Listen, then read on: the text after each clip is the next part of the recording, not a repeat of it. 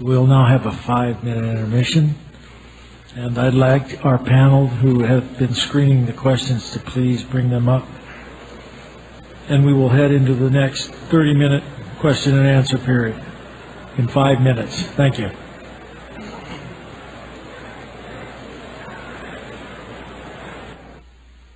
Responding to each question, both gentlemen will get 90 seconds to comment, and then we will alternate questions, and the first question will go to Dr. Bahnsen. Dr. Bahnsen, you have done a good job in disproving Tabash's arguments against why he doesn't believe in God, but the burden of evidence lies with you. You must first prove that God does exist. Please prove it. You have not proved more than you have not proved that God does exist more than Tabash has proven that God is not merely a human projection, I believe that is. You know, I think the person who's asked the question has really missed the point of the argument. I have proved that God exists, in that all proof requires an assumption about induction and the uniformity of nature, and only the Christian worldview comports with that assumption. And therefore God is the foundation of all reasoning about any matter whatsoever. Now, I've set that out there as a philosophical argument. I'm waiting for some refutation of it. I'm not asserting that just on my own authority. I'm saying atheism doesn't comport with the uniformity of nature. The Christian theistic view does, and that shows that that worldview is more rational than the other, that the one is irrational, as a matter of fact. The questioner says that the burden of proof is on me to prove that God exists. Well, that's a very misguided philosophical notion. I hope you didn't all come in here tonight with the presumption of atheism. You should have come in here to realize that philosophical worldviews all have the burden of proof to show that they make sense, that there's a reason to believe them, and so forth. Atheism has not offered any reason, any constructive reason, for why its worldview should be believed. What I have shown is that if you reject the theistic worldview, if you affirm the atheistic one, then you undermine all reasoning, all science, all human dignity, all moral absolutes, and so forth and so on. No, I don't have the burden of proof any more than my opponent does. Or if you will, I would speak from a Christian standpoint. Since God is so clearly known to everyone, and we all come in here knowing God, the burden of proof is on people to show that He doesn't exist. Thank you, Dr. Bahnsen. Would you please respond, Mr. Well, Tabash? I believe that, in a sense, the burden of proof is on the proposer of the supernatural phenomenon, and I say that to go back to Dr. Peikoff's analogy of who has the burden of proof about the convention of gremlins on Venus studying Hegel. And I believe that the one who posits an entity of supernatural quality outside the boundaries of the natural universe, outside of our experiential comprehension, that is the one who has the burden of proof. Now, I believe that there are many, many good and intelligent people who do not see this evidence, this ever-present evidence that Dr. Bahnsen sees of this God.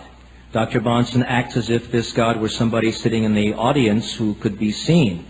It's almost like the invisible friends we all had when we were a child. The 3-year-old says, "I want you to meet my friend Ralph," but you can't see Ralph. Well, I can't see Dr. Bahnsen's Ralph, who he calls God. I admit that. I don't see Ralph. And I don't believe that my inability to see Ralph is because of a defect in my perception. I believe that it's up to Dr. Bahnsen, since Ralph is invisible, to prove that Ralph exists. And in the absence of that, I believe that the burden of proof is on him, because he is postulating the claim that requires going outside of nature. Thank you, Mr. Tabash. Question to Mr. Tabash. Explain morality and its inception into a pro-atheist, pro-science world. The morality in its inception, practically speaking, is no different from what a lot of believers think, but it is superior. It develops from compassion, from mercy, and from understanding the plight of the human condition. And its derivation comes from the fact that I absolutely do not believe in Dr. Bahnsen's God, and yet I have no trouble condemning the Nazi Holocaust, even if my family were not direct victims of it. During the break, a gentleman with a very distinguished British accent came up to me and said that the Nazi Holocaust is not the only evil in the world. That's true. There are so many other evils. Where is this God? And the final point I would make is that the superiority of the atheist-derived compassion is evidenced by the fact that we don't talk about how justified it is for people to go to hell forever just because they made the wrong theological choice. That, to me, is the most damning, immoral obscenity articulated by Christians. The notion of damnation for non-believers violates every fundamental sense of common sense and fair play. And I think I, as a rational human being, am qualified to make that judgment, even if Dr. Bahnsen's God gets upset with me. Well, you're not really qualified to make any judgment whatsoever until you can give a rational foundation for reasoning or for moral absolutes. And in your answer, you haven't done it. You've simply, once again, asserted your point of view. And it's not as though we shouldn't hear your point of view and talk about it and so forth, but you're here to debate tonight, and you were asked to offer proof, and you haven't done so. You've just simply said, atheist compassion is better and so forth. Well, hey, let me tell you, the French Revolution and the Soviet gulags were not actually the best representation of compassion anybody has found in history. Atheists are quite capable of oppression, of being nasty so-and-sos and so forth. The difference is that atheists, you see, have every reason to act like a bunch of asses because in their worldview, there's nothing but matter in motion. When an atheist talks about being compassionate, I'd like to know, how do you ask molecules in motion to be compassionate? You're going to have to change your worldview to make sense of what you're saying tonight, Mr. Tabash. Thank you. Dr. Bahnsen, a question. Extraordinary claims require extraordinary proofs. Where is the extraordinary proof of your extraordinary claim for God's existence? Very good. You're right. Extraordinary claims do require extraordinary proof. And here's extraordinary proof. When you talk about a claim which, when rejected, undermines the possibility of making intelligible all other claims, that's extraordinary. But you see, if I reject, the idea that there's, so many pounds of Cocoa Puffs in the world, that claim doesn't really have an effect on a whole bunch of other claims. It may affect claims about how much money can be made for selling cereal and so forth, but it's rather limited. But when you make the extraordinary claim that the philosophical precondition of intelligibility for anything is based upon that worldview, that's a rather magnanimous thing. And now, that hasn't been disproven. In fact, that has been assumed in all of what my opponent has had to say, that the universe is uniform, that we can use the inductive principle, that there are moral absolutes, and that comports with the Christian worldview. And that's why the extraordinary claims of Christianity, or about the existence of God or the supernatural, have been met with the extraordinary proof that when you reject it, you undermine all philosophical possibility of making rationality, science, morality possible. You see, in a sense, the supernatural is the presupposition of the intelligibility of the natural. So whenever anybody appeals to the natural world and says, this is intelligible, I say you're already assuming a worldview that you reject. Mr. Tabash, would you please respond? Well, the problem with Dr. Bahnsen's argument is that he assumes what he has completely failed to prove thus far. He's talking about morality deriving only from the Christian God and cannot derive from anywhere else in the same level of moral sublime quality, but he has never proved his Christian God. His claims of biblical self-authentication and his claim that the Bible is not mistaken is something he has not proved. So if the Bible does not support the Christian theist position, and there's no other document that supports the Christian theist position, and there's no other avenue other than the Bible in which God allegedly said to people, only Christianity is the way to reach me, then I think that Dr. Bahnsen has a problem, because the Orthodox Jewish rabbis who argue with me day and night in my life could come up to him and say, we don't need the Christian overlay on initial Judaism to be highly moral people. And then a Buddhist could come along and say, we don't need your anthropomorphic concepts of a self-willed, conscious, separate deity to have moral concepts. And so could the yoga masters of India say the same thing. So could Gandhi say to Dr. Bahnsen, I don't have to be a Christian to recognize these truths. Thank you, Mr. Tabash. A question for Mr. Tabash. Since you probably support the right of abortion, how does the events and deaths in the concentration camps differ from the unborn child in its mother's womb, i.e., for the child dying is held in a concentration camp? Well, I didn't think I'd be having to reprise my abortion debate, but here goes in 90 seconds. Okay, first of all, up until the 32nd week of pregnancy, when abortions are no longer occurring, there is no capacity for consciousness. Conscious awareness can only come about when the cortical neurons in the brain are linked to each other by a system of synapses. And until that is in place, there's no capacity for self-awareness, which means there's no capacity for consciousness, which means there's no capacity for suffering. Also, no one at law is ever required to sustain the existence of another person. If you wake up in a hospital and you're attached to some great scientist, you wouldn't be required to give of your bodily functions to sustain that other's existence. So to require a woman to sustain a pregnancy against her will would be the only time in our legal system where one human being is required to give of their bodily functions to sustain the life processes of another. And in this case, that other is not fully developed and is entirely dependent upon the woman and is inside her. And as I said, the latest that abortions occur are at 28 weeks of pregnancy. More than 97% of them are completed by the 20th week of pregnancy, and the significant brain function to sustain an awareness of pain and consciousness doesn't even have possibility until much later on. Could you please keep that down, please? Thank you, Mr. Tabash. Dr. Bahnsen, would you please respond to that? Yes. Notice the contradiction again in my opponent's reasoning here. He tells us that it's all right to execute these developing human beings because, according to him, there's no capacity for consciousness up to a certain point. And yet earlier in the debate, you heard him say that we only know things based on observation. Now, I'd like to know, on what observational basis does he know what consciousness the developing fetus has or doesn't have, or is even capable of having? Are capabilities something that you observe as well? You see, he just can't decide which worldview he wants to use. As a matter of fact, what you see in the case of the developing fetus is always a matter of degree. There is no question after conception that you have all the biological components here of a human being. The child does not become a human being when it is fully developed in its mental capacities.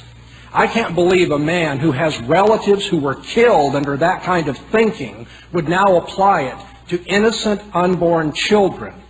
For you see, if you start saying those people that you don't deem fully developed can now be executed, then we're right back to Hitler and the genocide of people that you think aren't fully developed. Thank you. Please keep that down. I didn't know this was going to turn into an abortion debate. You asked the sounds pretty good, moderator. Question for Dr. Bahnsen. Why is it so obvious that morality cannot exist without God? Aren't you making the mistake of assuming that reality is only a physically probable phenomena? Why can't reality be composed of a physical as well as an ethical law? Well, I suppose if somebody wished to advance that worldview, it would be something similar to what Plato did. I'd be glad to appear at another debate and debate that worldview. But that is not the atheist worldview. The atheist worldview assumes that it's matter in motion and other forms. I mean, I could state it in a more sophisticated way if you want to go to a graduate course in philosophy, but you know what I'm getting at. But there have been worldviews that say you have matter, and then you also have the realm of ideals or abstract notions, and you could have then ethics there, and you could have science in the material world. And the problem with that worldview is, as it was for Plato and everybody else who tries to be a dualist, is you can't bring the two together. You can't relate the two. You can't use the principles for one to explain, understand, or be in touch with the other. But the most important thing relevant to tonight's debate is that this is not an answer available to my opponent. Because if he wishes to assert that there are immaterial realities like moral absolutes, he's going to have to give some account of that is consistent with his denial of the supernatural, the abstract, and the immaterial. Thank you, Dr. Bahnsen. Mr. Tabash, would you please respond to that? Well, I think I'm just going to give such abstractions and demonstrate how they work in response to my opponent's challenge. And that is, we know that love can be experienced because love is what we define it. It doesn't have to be a supernatural phenomenon. Love doesn't have to go outside the realm of human experience because we define it as a feeling that we have. We don't define it as a separate invisible entity that floats around the universe. So if love can exist for the atheist, and I assert that it can, then I think that morality can exist for the atheist. In fact, I would say that the theist has a problem because the theist then has to justify this God, and I'll use the term again, being asleep at the wheel when awful events happen in the universe. Also, the theist, the Christian theist, has to justify the books of the Bible where God does some very terrible things to some very innocent people, or essentially provides capital punishment for an offense no greater than jaywalking. And if you have this kind of a disproportionate divine hand slapping you down, then I think that the onus on justifying morality falls back on those who would defend the immoral acts of this colossal being. I refer again to the book of Numbers, which is in the Bible. No one can get away from it. God orders Moses to have a man stoned for nothing more than picking up sticks on the Sabbath. I mean, talk about a disproportionate punishment that's very dangerous. Thank you, Mr. Tabash. A question for Mr. Tabash. Each of your arguments contains such words as monstrous, ridiculous, justice, plus absurd. Each of these words assumes a sense of value. In a universe without design, where does this sense of value base itself? The sense of value comes from our experience as human beings, looking at the human condition and struggling with the vicissitudes of life and coming up with, as best we can, realistic answers. It does not come from inventing in our own minds a fictitious being who we then vest with the authority to control us. It doesn't come by pretending that something outside of ourselves exists and then using that something outside of ourselves to then put moral controls on us. Just like love does not require a postulated supernatural being in order to be a valid emotion. Love does not require the God of Christianity in order to abound among people of goodwill. So it is that love is not the only great moral good that can exist without a deity. So can charity, and most of all, so can mercy. So can the realization that because we are alone on this planet, that all we have is each other, and that makes more poignant and more tragic the importance of our caring for each other. That is a high morality that comes from the absence of a divine parent. Thank you, Mr. Tabash. Dr. Bahnsen, would you please respond? In an atheist universe, there's no obligation for us to care for each other whatsoever, because we're nothing more but bags of biological chemicals and things subject to the laws of physics. And Mr. Tabash has been asked a very good question. It'd be nice if he finally would come out and address it and deal with it rather than skirting it. How do values comport with his view of the universe? Now, no one doubts that atheists feel love. I agree they do, because I know they're made in the image of God. I can account for the love that they feel. I can account for the compassion they want to show. But they cannot account for it, because every time they do, they end up appealing to things which are not molecules in motion. Talk about fictitious projections. He thinks that's what my God is.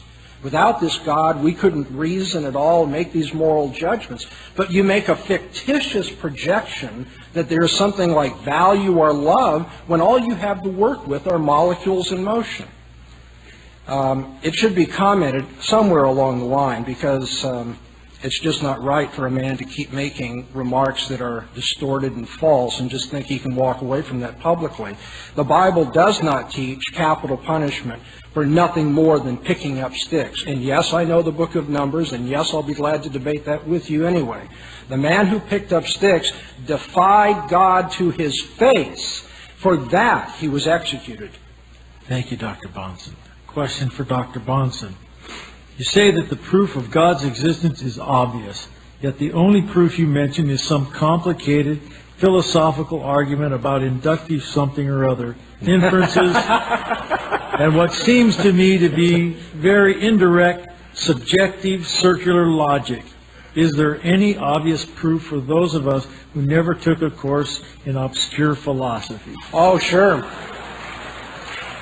Although I really do appreciate the spirit of that, since I teach philosophy, and I know the frustration of those who don't study philosophy and they think all of this is gobbledygook and so forth. I assure you, and this is not just, verbal legerdemain and so forth, that not all philosophers would agree with Dr. Bahnsen. They like to argue with this. But what we're talking about tonight in the history of philosophy is known as transcendental reasoning. Reasoning about the preconditions for the intelligibility of empirical experience or whatever it may be. And it isn't just a matter of subjective feelings or reasoning in a circle. A transcendental argument proves itself from the impossibility of the contrary.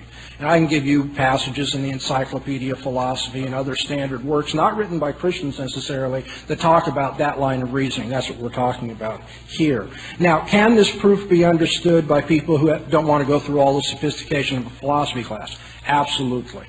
I've come here because it's an academic institution and tried to do something midway between very popular and something that I would have done in graduate school in philosophy. But I could do something, just very, very popular. And that's what I'm doing when I talk about, on the atheist worldview, people are nothing more but matter in motion, molecules, moving around. Now, if that's all we are, and if all we know is our sense experience, then what I'm saying is we have no basis for making projections into the future about what might happen, in terms of science or anything else. And therefore, atheism is irrational. Thank you, Dr. Bahnsen. You're out of order, please. Would you please respond to that, Mr. Tabash? Well, I think that one of Dr. Bahnsen's techniques is, regardless of how I answer something, to accuse me of dodging it, and that's going to be probably the only thing eternal about this debate. So I'm going to accuse him of the same thing, and I'm going to say that I believe that he has dodged the proofs of God, and he has dodged, most importantly, the proofs of the text that underlie his claim that God not only exists, but exists in the way that Dr. Bahnsen says God does, which is as a Christian deity.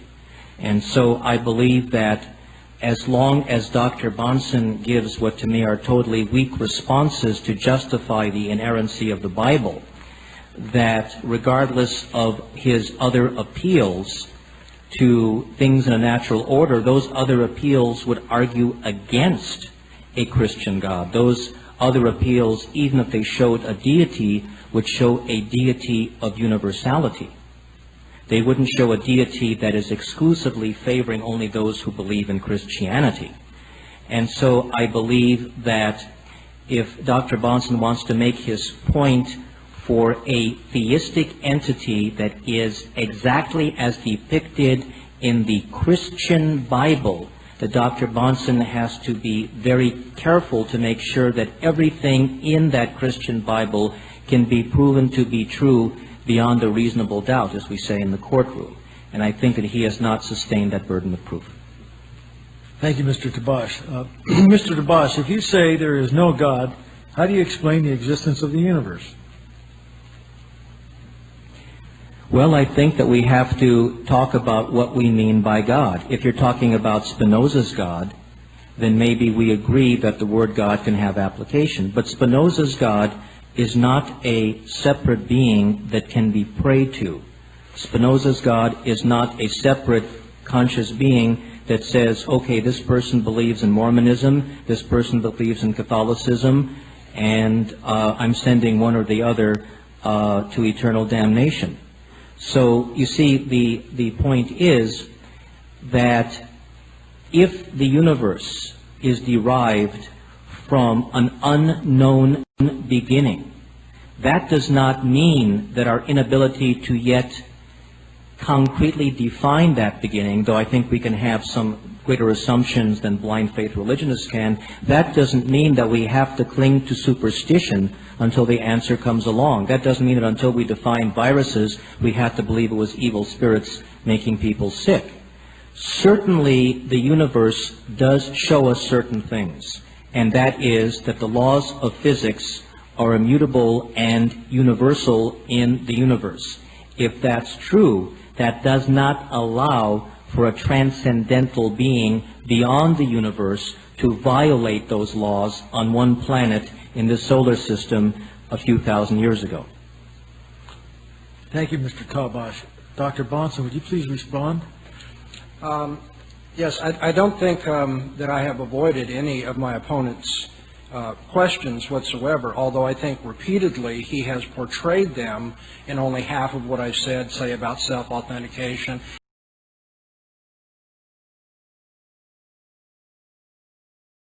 He has yet to deal with the problem of Hume and Bertrand Russell and the principle of induction and so forth, and I'm going to keep bringing him back to it, whether he, is happy with it or not. But about the origin of the universe, to say that we don't have an answer to that and we're working on it, is to say at this point we don't have a foundation for our understanding of the world that we're studying, that we, as far as we know, it's totally arbitrary. It's just a chance world. But if it's just a random chance world, we can't account for it, we don't know where it came from and so forth, then why do we apply principles that are contrary to randomness, contrary to chance, in trying to understand it? You see, the atheist just can't have it both ways. Appealing arbitrarily to, well, it just happens and we don't know why, and then saying we have to have an empirical reason for everything if we're going to believe it. Mr. Tabash simply will not stand still in his philosophical worldview and decide what his theory of knowledge is and make his theory of reality comport with it. As a matter of fact, atheists have a real difficult time explaining the origin of the universe, and in the end they end up saying something like, everything that we see came from nothing. I'll give you the quotations later. My time's going to run out here, but it has run out. Thank you. Thank you, Dr. That will end our 30-minute question and answer period. We will now move into the final segment of this debate, segment 4, where we will conclude this debate with 10-minute closing statements. Mr. Tabash will lead off with his 10-minute closing statement. Thank you, Mr. Tabash. Well, this is the last opportunity I have to address you as a group, and I would say that notwithstanding Dr. Bahnsen's swipes at me, and I think that immortal line of being a criminal in the universe is a lot of fun, but notwithstanding that, I think that I don't have to demonstrate the impossible in order to be able to talk about the possible. Now, certainly the idea of the hydrogen and the carbon and the basic building blocks of life on this earth are much more plausible from what we can perceive than a putative mythological being, some equivalent of ancient society's giant frog or giant crocodile god or whatever. I think that when you create a myth in order to fill in the gaps of what you don't know, that doesn't validate the argument. I don't have to know exactly how my typewriter was put together in order to know its limitations. I may not know exactly what piece went where first, but I do know that my typewriter will never be able to make coffee. That's the nature of the beast. So I may not know exactly which atoms came together first, and neither does Dr. Bahnsen, though he may pretend to by his attempt to seize upon divine knowledge through the Bible. But I do know that however it begun, and I think the Big Bang Theory is a scientific theory that is plausible and that doesn't depend on supernaturalism, but however the universe begun, I think that we do today know its qualities to a large degree. So I don't know how this microphone was put together exactly, but I know that it carries my voice more than it would if I were not speaking through it in a hall this size. So I know that the universe, in what it shows me, does not depend upon violations of its own laws. And I know that the universe is not so structured that there is an invisible being who periodically, but hasn't done so in 2,000 years, violates those laws in order to make a point. And I believe that that being, if it wanted me to believe in it, should have had the rabbis take me to the Santa Monica Beach in 1955 and part the Pacific Ocean the same as the Red Sea was allegedly parted. When I did this debate on this campus in March of this year, I began by saying that no one will believe me if I tell you that 2,000 years ago, on this very site here in ancient Davis, that a spaceship from Mars visited this very site and set in motion a special machine which would determine that 2,000 years later a University of California would be built on this site and it would be renowned for its veterinary school. Now, none of you will believe me because there's no proof that such things happen. There is no proof that flying saucers landed in Davis 2,000 years ago because there's no proof that they land in Davis today. And there's no proof that the destiny of this university wasn't finalized 2,000 years ago because there is no proof that the present at any given moment can predict precisely what the future configuration will be. If you had proof that people 2,000 years ago could predict exactly what future universities would look like, you would then believe my claim, but you don't. And I can tell you, and I think that I'm being a little bit more magnanimous than my opponent, that I would never, even though I'm convinced of what happened 2,000 years ago on this sacred spot, I would never tell any of you that you're going to go to hell forever because you don't believe in what happened, even though I believe that, in fact, the flying saucer came and the prediction came true. Because verifiability is something that we justifiably can look to in whether or not to believe the supernatural. And self-authenticating accounts in books written a long time ago don't prove the supernatural if there is no visible outside evidence of the supernatural.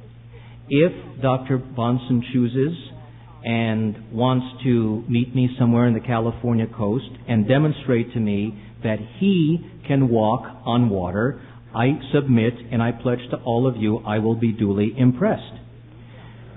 Also, if Dr. Bahnsen will come with me to the Skid Row in downtown Los Angeles and have just a few pieces of fish and feed hundreds of people, and I see those fish multiplying in his hand out of nowhere to feed the multitudes of homeless in downtown Los Angeles, then I would be duly impressed. So if these extraordinary events can in fact occur, then they must visibly occur outside the boundaries of a book that does no more than claim about them. Because you see, that reduces the Bible to the same kind of literature as the UFO abductees who claim that they have been taken aboard UFOs and that their bodies and minds have been modified. In order for the God of Christianity, based on the Bible, to be nothing more than the ancient version of Elvis Presley sightings, we need verifiability that such types of violations of the laws of nature can and do occur. Or better yet, we need verification that they were not laws of nature, but that they were part of nature, and that we have in other human beings the same capacity for duplication. So if other people can resurrect from the dead, if other people can, by the energies within their bodies, suspend the laws of gravity, if other persons can materialize more out of little, then if miracles can be replicated today, it would help the evidentiary foundation of the supernatural claim. I have a friend who is a born-again Christian, and I told him that the claim in South India at Benares is that Sai Baba, an Indian guru, is capable of making ash appear out of nowhere. And there are pictures of him holding an urn upside down, taking out gallons and gallons of ash and materializing pieces of candy for the little children out of nowhere. And this born-again Christian friend said to me that unless it is trickery, it is of the devil. Why do the Christians say that if supernatural power is manifested by anybody other than their guy, it is of the devil? Why can't a believer in Satya Sai Baba say that if Jesus did it, Jesus is the devil? Why is it justified for believing Christians to say that supernaturalism, when manifested by other people, is satanic, but it's not okay for other types of spiritual seekers to say supernaturalism as manifested in Christianity is satanic? Where is the proof either way? Where is the proof that the miracles of Jesus of Nazareth occurred? And if they did occur, where is the proof that they are the only ones that ever happened? 100 Tibetan monks will testify that their leader, when he died, bodily dematerialized and disappeared in a golden light. Why is that any less verifiable? Why is that any less believable than the claim of Jesus of Nazareth? And if they're equally believable, why should not that revered Tibetan Lama be considered the equal of Jesus of Nazareth in terms of spirituality? Why this childish claim that only our guy is the man and everybody else's guy is not the man? Where is the evidentiary justification to back up the supernatural claim that your supernatural being can beat up anybody else's supernatural being on the block? That verifiability, that veridical evidence has not been adduced by any Christian thinker whatsoever at any time. And so, I would recommend, if you have to believe in a God, don't believe in one that's going to send you to hell forever just because you don't buy the right theory. Believe in a God that loves everybody. And if you can't believe in a God, then let's really concentrate on loving each other, because I suspect it's all we've got. Thank you.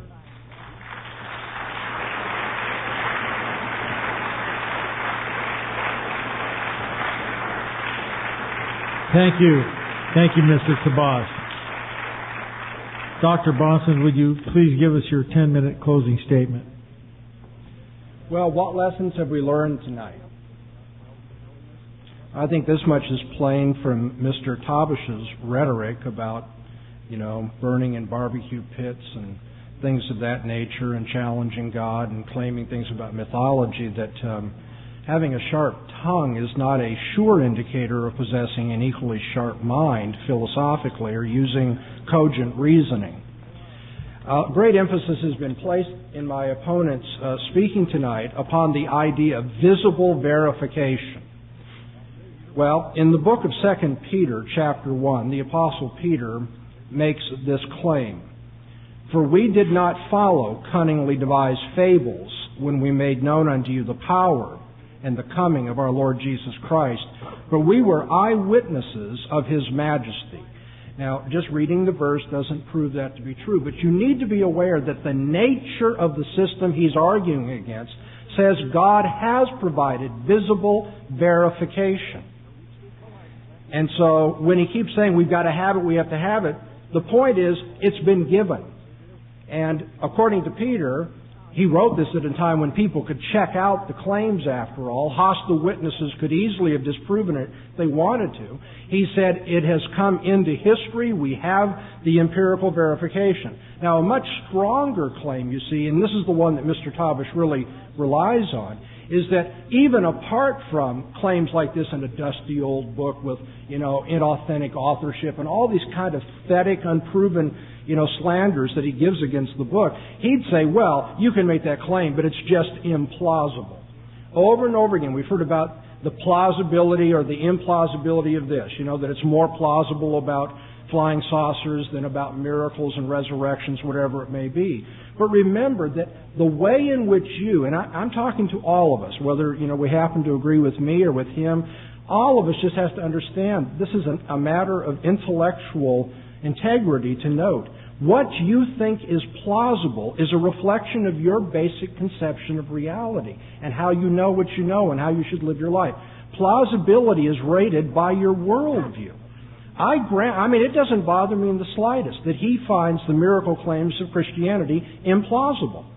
I don't expect a person who doesn't share my worldview to think they're plausible. But of course, I find the things he's saying to be implausible. Now, should we just stand here and call each other names and talk about barbecue pits and magnanimity and all that? Or should we get down to the philosophical tough job of arguing about these worldviews and which comport with rationality and morality and so forth?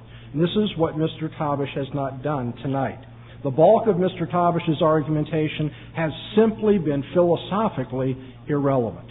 He's engaged in the, childish assumption that if he doesn't like something, then it doesn't exist. He has the right to superimpose his values. And since he doesn't like the God revealed in the Bible, the God of the Bible doesn't exist. Well, his likes are irrelevant to what does and does not exist, just as mine are. But he engaged in that form of reasoning, and it ought to be exposed as such. He says the God idea is preposterous. Well, of course, what he's saying here is not proof, it's just personal pontification. What you think is preposterous is a function of your underlying presuppositions. Mr. Tabash has said that at one point, he said, I can't explain every natural phenomenon, but I don't need to. Well, you've missed my point. I argued that you can't explain any natural phenomenon. And so every time you say, I want natural proof, I want empirical verification, my point is your worldview can't account for anything in the world, miraculous or not miraculous. He says when we come to the Bible, we should not suspend normal analytical procedures. I agree with him. No one has asked him to do that. My whole point is that all of our normal analytical procedures presuppose the God that is revealed in the Bible to make sense out of the inductive principle, moral absolutes, human dignity, and all the rest. Just what has been missing in what Mr. Tabash said tonight? You go back and if you get the tape, listen to it. He did not offer or even attempt to offer one constructive proof for his own thesis or conclusion. He spent his time simply trying to say he didn't like what I was saying, he found this preposterous, implausible, barbecue pits, and all the rest. But did he bother to prove what he came here to debate tonight? No. Now, I may not have persuaded you, and I may not have proved what I think that I have proved, but at least I have come here and offered you a form of proof. It's called transcendental proof, proving something from the impossibility of the contrary. I've looked at his presuppositions and shown that they violate the conditions of rationality and shown that the Christian theistic view does not. He could not offer a rational warrant for the uniformity of nature or the inductive principle. And so he has left all scientific inference, all of our daily experience, our learning, memory, our study of the past, and even our use of language unintelligible. His worldview doesn't make intelligible what he's been trying to do tonight in reasoning and arguing.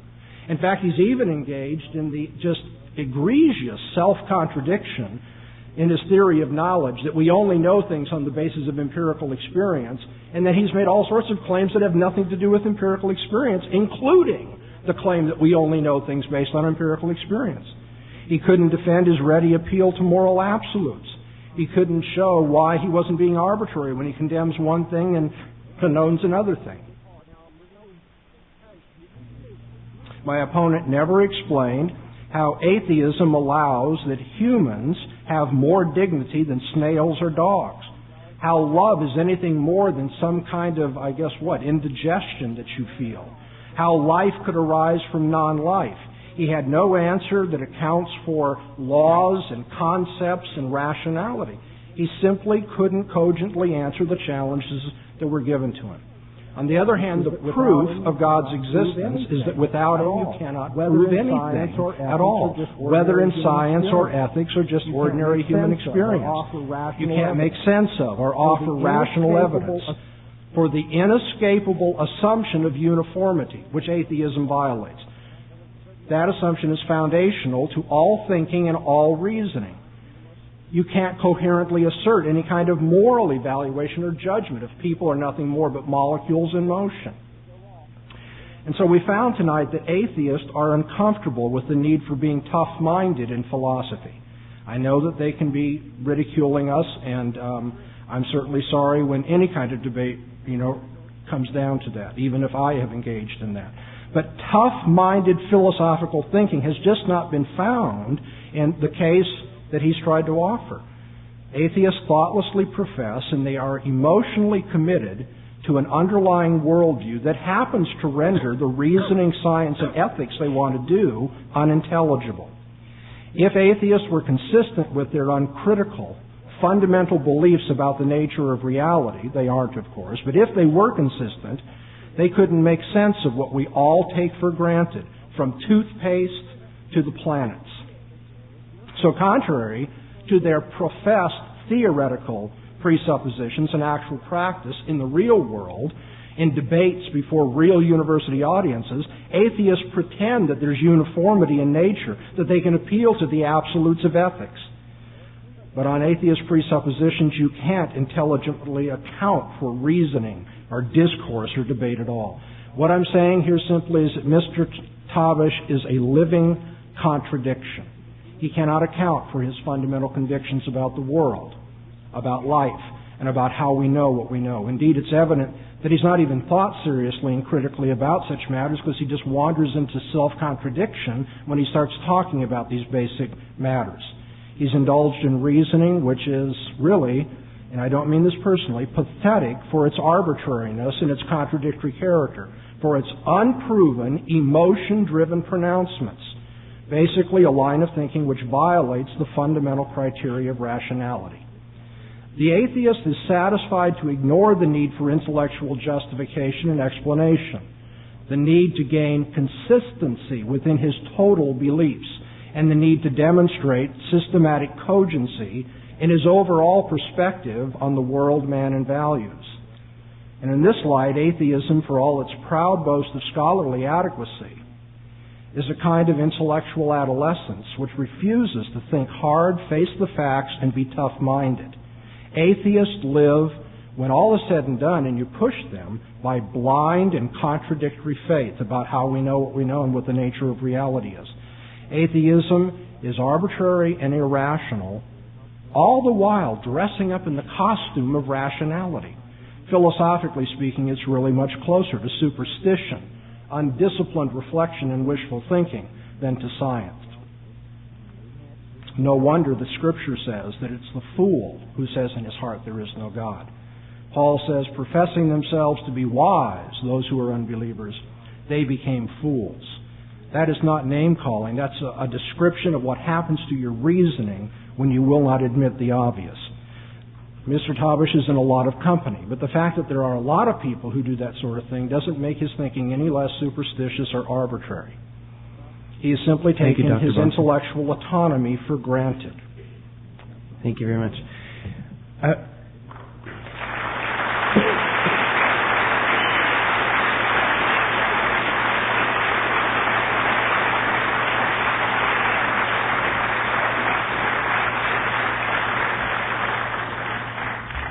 I hope tonight's event has been both educational and eye-opening for each of you. Please take the time to give us some feedback by completing the response cards that were provided in this evening's programs. You can turn them into any usher in the table or at the entrance. Also, if you're interested, this event has been recorded both by audio and video, and if you're interested in getting a copy of that, if you could get a hold of Truth Seekers via the phone number on the response card or the address in tonight's pamphlet.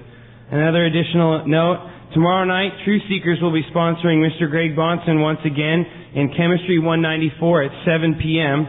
It's another hall on campus. He will be speaking on the topic of does morality and ethics depend upon God?